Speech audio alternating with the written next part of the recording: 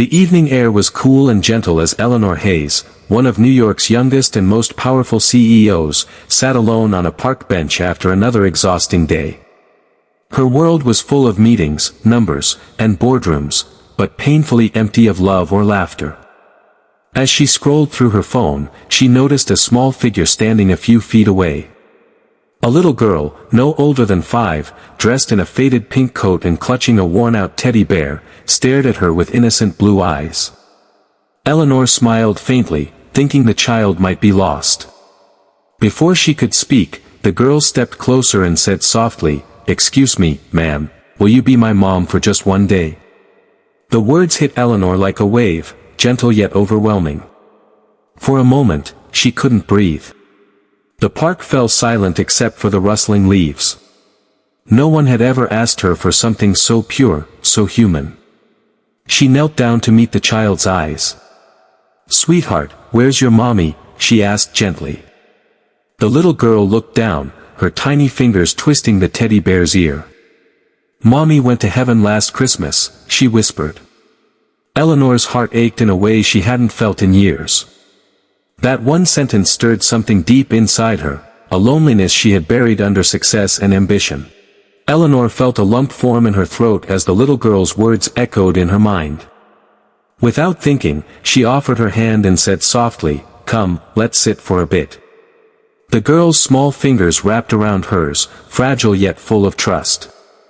They sat together on the park bench as the city lights began to glow. "What's your name, sweetheart?" Eleanor asked. "Lily," the girl replied, hugging her teddy bear tightly. "Mommy said his name is Mr. Buttons." Eleanor smiled, though her eyes glistened. Something about Lily reminded her of a distant version of herself, a lonely little girl who once wished her busy parents had time to listen. They talked about Lily's favorite color, her love for drawing, and how she missed her mom's bedtime stories. Eleanor, who had spent years hiding behind walls of steel and success, found herself laughing softly, something she hadn't done in months. When Lily offered her half of a melted chocolate bar from her pocket, Eleanor felt her chest tighten. "You're sharing with me?" she asked. Lily nodded. "Mommy said we should always share with people who look sad." Those words struck Eleanor deeply. How could a child who had lost everything still give so much warmth? As twilight deepened, she realized this little stranger had already done what no business victory ever could, she had touched her soul. As the evening breeze grew cooler, Eleanor gently wrapped her scarf around Lily's shoulders. "Let's get you something warm to eat," she suggested. They walked to a nearby cafe, and for the first time in years, Eleanor felt a strange comfort, like she was exactly where she was meant to be. Inside, the girl's eyes sparkled at the sight of cupcakes and hot cocoa. While waiting for their order, Eleanor noticed a delicate silver necklace around Lily's neck. Hanging from it was a small heart-shaped locket, worn but precious. "That's a beautiful necklace," Eleanor said warmly. Lily smiled shyly and opened it. Inside was a faded photo of a young woman, and next to her, a man whose familiar features made Eleanor's hands tremble. Her breath caught. It couldn't be. The man in the photo was Ethan Carter, her first love, the one she lost years ago when their dreams had taken them in different directions. "Sweetheart," Eleanor whispered, her voice breaking, "who gave you this necklace?" Lily looked up, innocent and trusting.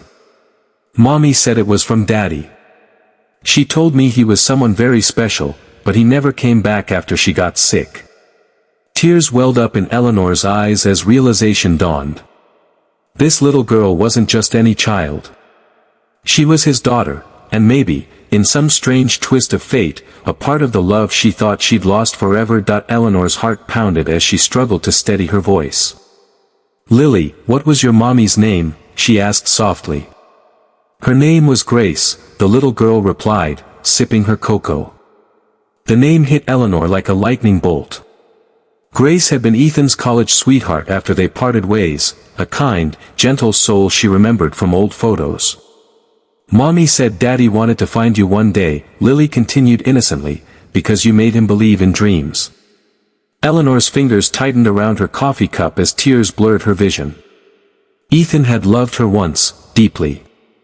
They had dreamed of building a life together before ambition tore them apart. Now, sitting across from his daughter, Eleanor felt time collapse, every decision, every regret flooding back. "Where do you live now, Lily?" she asked, her voice trembling. "At the shelter near the river," Lily said quietly. "The nice lady there says God always sends angels to help us when we feel alone." Eleanor's chest ached as she reached across the table and brushed a crumb from the child's cheek. "Maybe he did," she whispered. For the first time in years, her success felt hollow. The expensive suit, the corner office, all meaningless compared to the warmth of this small hand in hers. In that moment, Eleanor knew, this meeting wasn't an accident. It was a second chance. That night, Eleanor couldn't shake the image of Lily's innocent face from her mind. As she sat in her penthouse, surrounded by silence and luxury, the child's words replayed in her heart, "Will you be my mom for just one day?" Her eyes filled with tears. She had everything money could buy, yet she had never felt so poor in spirit. The next morning, before dawn, Eleanor drove straight to the shelter by the river. The old building was quiet except for the faint hum of volunteers preparing breakfast. When Lily saw her, her face lit up like sunrise. "You came back," she squealed, running into her arms. Eleanor hugged her tightly, whispering, "I promised I wouldn't leave you alone." The shelter director approached, explaining how Lily had been staying there since her mother's passing.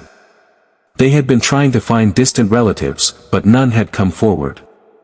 Without hesitation, Eleanor said the words that surprised even herself, "I'd like to take care of her, legally." Her voice shook, but her heart felt light for the first time in years. The paperwork began that very day. Eleanor didn't care about the headlines or the whispers at her company. For her, this wasn't charity, it was destiny.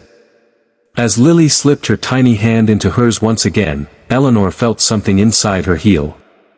Love had found her when she least expected it. Weeks turned into months, and the once silent penthouse began to echo with laughter, bedtime stories, and the sound of tiny footsteps. Eleanor's life transformed in ways she never imagined. Board meetings ended early so she could make it home in time for Lily's favorite cartoons. The woman who once measured her worth in profits now measured it in smiles. On a sunny afternoon, they visited the same park where they had first met. Lily ran ahead, chasing butterflies, her pink dress fluttering in the breeze. "Mommy, look," she giggled, holding out a daisy.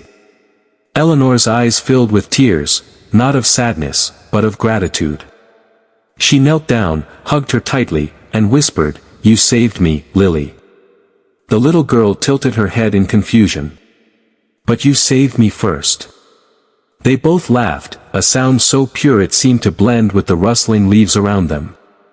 From that day forward, Eleanor promised never to let her heart grow cold again.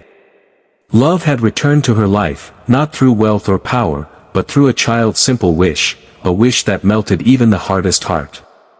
And whenever people asked her what changed her life the most, she would smile softly and say, "A little girl once asked me to be her mom, and I said yes."